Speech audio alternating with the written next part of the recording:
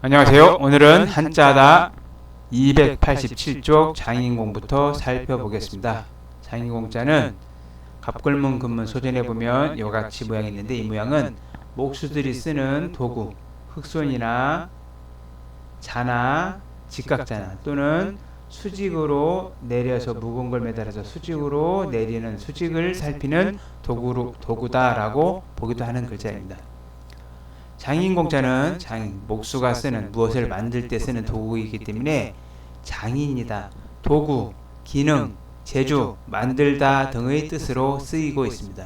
그래서 옆에 힘력자를 붙여서 힘들여서 만들어서 공들였다, 공공, 칠공은 옆에 칠복자, 다스릴 복자, 뭔가 만들기 위해서 일을 시작하다, 치다, 다스리다, 돈을 집어넣어서 바칠 공, 돈을 바치다, 무엇에 만들 돈을 바친다 라는 뜻으로 쓰고 있습니다. 안을 공자를 살펴보면, 자세히 보면 안을 공자는 이와 같이 뒤에, 장인공자 뒤에 이와 같이 사람이 무언가를 두 손으로 잡고 있는 모양입니다.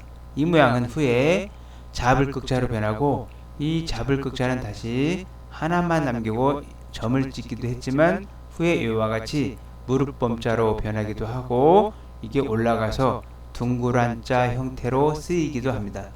둥그란 자 형태로 쓰인 글자의 예는 앞에서 배웠지만 이와 같이 제주 예자 등에 쓰이는 글자는 둥그란 자입니다. 여기 안을공자에도 보면 소전 모양에서까지는 보면 이와 같이 잡을 극자가 뚜렷이 보이는데, 지금은 쓰기 편리하게 하기 위해서 이와 같이 무릎범자 형태로 쓰고 있습니다.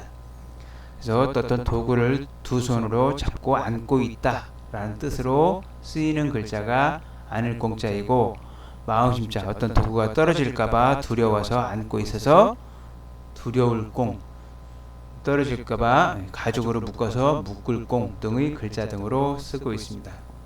다시 공자로 돌아가서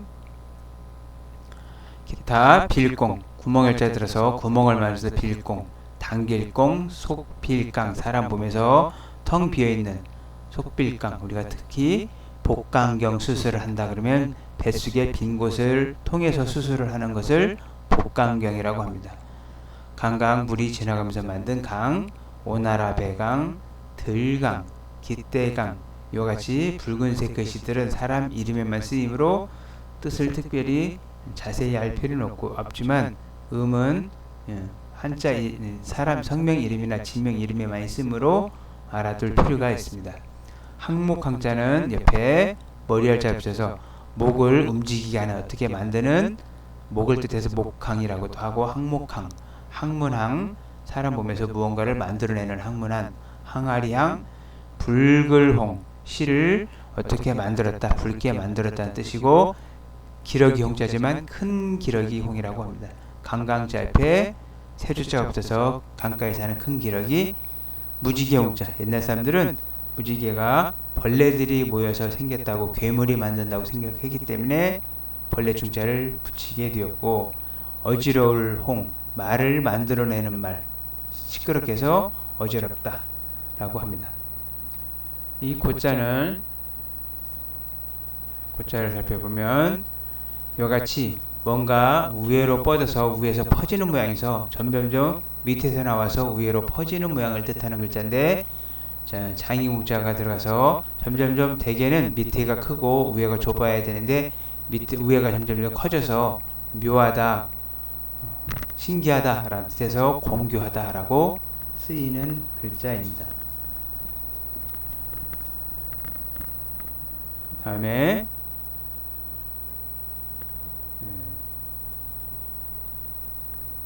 무자를 보면, 다음에는 영자를 살펴보면 이와같이 무당이 쓰는 도구, 이와같이 사방으로 돌아가는 도구 모양을, 무당이 쓰는 도구 모양을 보고 만드는 글자가 무당무자인데, 후에 양쪽으로 있는 모양이 사람자처럼 변해서 지금 사람들은 사람들을 위해서 무언가를 만드는 사람이 무당이라고 보지만 원래는 무당이 쓰는 도구였음을 알 수 있습니다. 소전에 와서야 사람인자 형태로 변해가고 있습니다.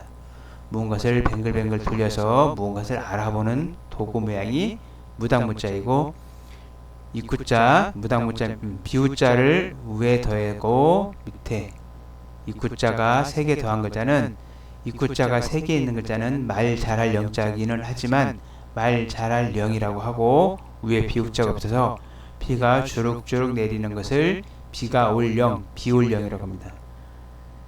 그 밑에 무당무자를 붙여서 신령령, 하늘에서 비처럼 내리는 것처럼 뭐가 내려서 무당한테 그 영이 가기 때문에 신령령이라고 하고, 속일무, 무당처럼 보이지 않는 세계를 말하기 때문에 속일무, 박수, 남자 무당을 박수라고 하는 데서 박수무당격이라고 합니다. 다음에는 강자를 살펴보도록 하겠습니다.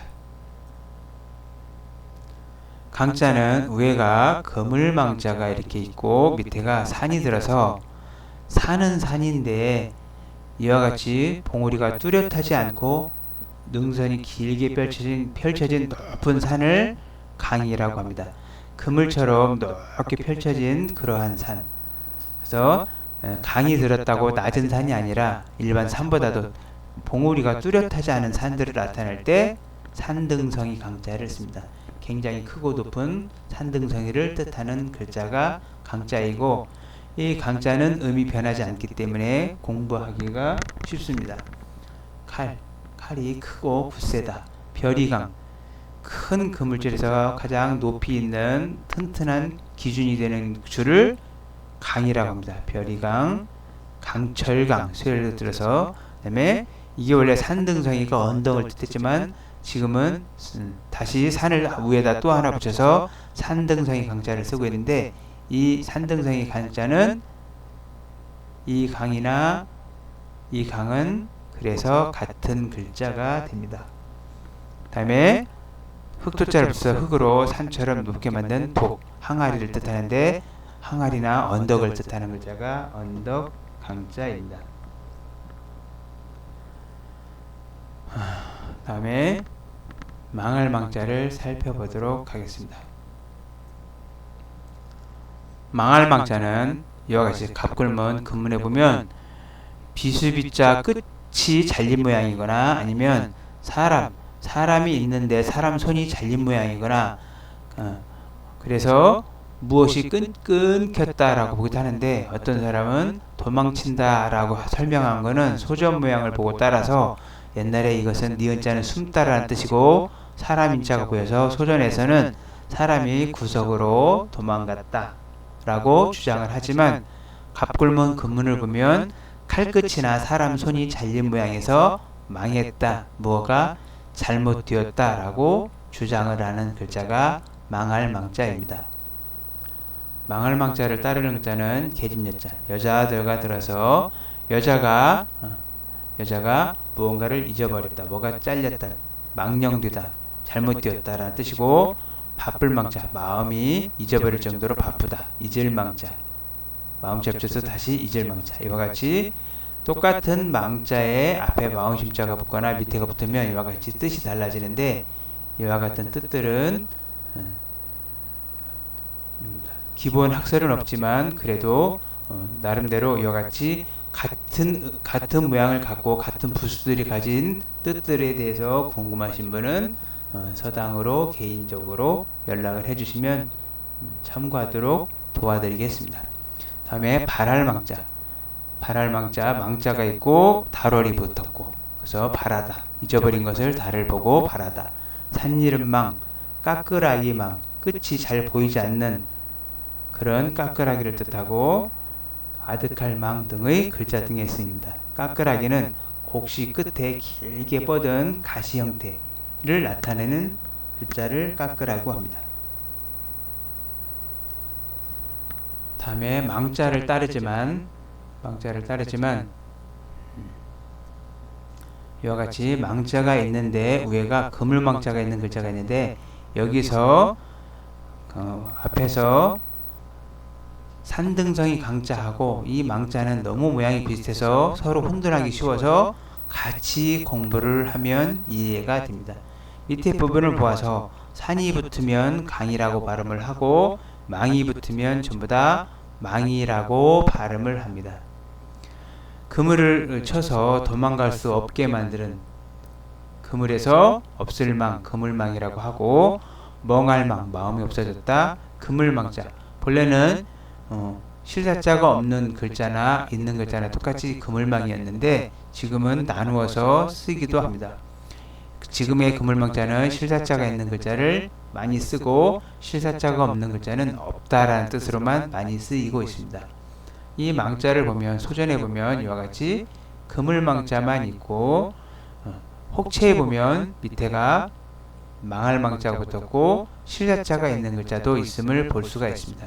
이 실사자가 있는 글자가 후에 앞으로 나와서 그물망자가 됩니다. 기타 바퀴태망자가 있습니다. 마지막으로 황자를 살펴보면 망자 밑에 내천자 형자가 있어서 냇물이 쓸어서 무엇이든지 다 없애버린 것을 나타내서 망할 황이라고 합니다. 물만 넓게 펼쳐져 있고 다 쓸어가서 무엇이 다 없어졌다 라는 뜻에서 망할 황이라고 합니다. 망할 황, 다 쓸어가고 풀만 있어서 거친 풀만 남았다.